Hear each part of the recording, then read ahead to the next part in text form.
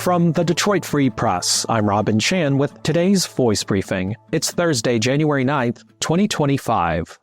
For the Detroit Free Press, I'm Eric D. Lawrence. A Warren-based company says it plans to close a warehouse on Detroit's east side, serving automaker Stellantis. Logistics Insight Corporation says in a filing with Michigan's Department of Labor and Economic Opportunity that the move will eliminate 352 positions at what's reported to be a large auto parts warehousing and logistics facility on Georgia Street. Those layoffs are expected to start on February 18. Cranes Detroit has previously reported that the company is affiliated with Maroon-owned Universal Logistics. A local union representative told Cranes at the time that Stellantis had been seeking to shift work to a non-union operation to cut costs. Stellantis owns the Jeep, Ram, Chrysler, Dodge, and Fiat brands. The state filing references a collective bargaining agreement between the company and Teamsters Local 299, saying it would honor transfer rights in conjunction with the union contract, but the bumping rights do not exist. The Free Press has reached out to company, union, and Stellantis officials seeking comment.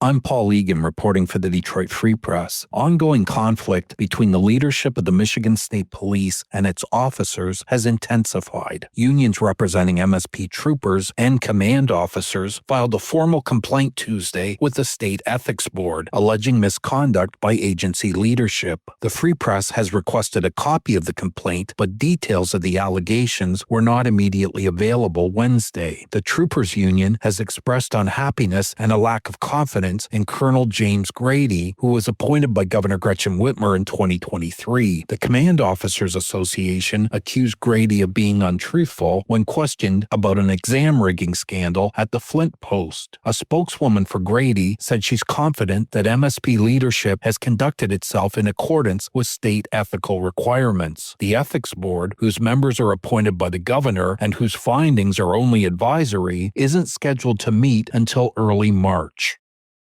This is Christina Hall with the Detroit Free Press. A Detroit man is facing charges after Macomb County authorities accuse him of shooting his ex-girlfriend's boyfriend in East Point, then firing at East Point police officers outside his home in Detroit when they were investigating the earlier shooting. Authorities say the man disguised himself as a woman when the East Point shooting occurred Friday outside of the victim's vehicle. Sean Davidson is being held on a $2 million bond after the county prosecutor's office charged him with 18 offenses in the two shootings. An attorney who represented Davidson in his arraignment says his client is innocent and remains innocent throughout the entire legal process. The prosecutor's office alleges Davidson drove to the victim's apartment, waited for the victim to come home, and shot him in the chest outside of his vehicle. The victim is expected to recover. East Point police say the suspect approached the victim wearing a wig, pink tight pants, a pink shirt, and a black jacket, and tried to disguise himself as a woman. The suspect talked with the victim for a short period of time, pulled out a handgun, and shot the victim in the chest before running away. The second shooting occurred when East Point police executed a search warrant at Davidson's residence in Detroit. While 5 officers were at the front door, the prosecutor's office says, Davidson shot through the door at the officers. The bullet missed. Officers did not fire back because they did not have a clear view of the suspect. They negotiated with him to surrender.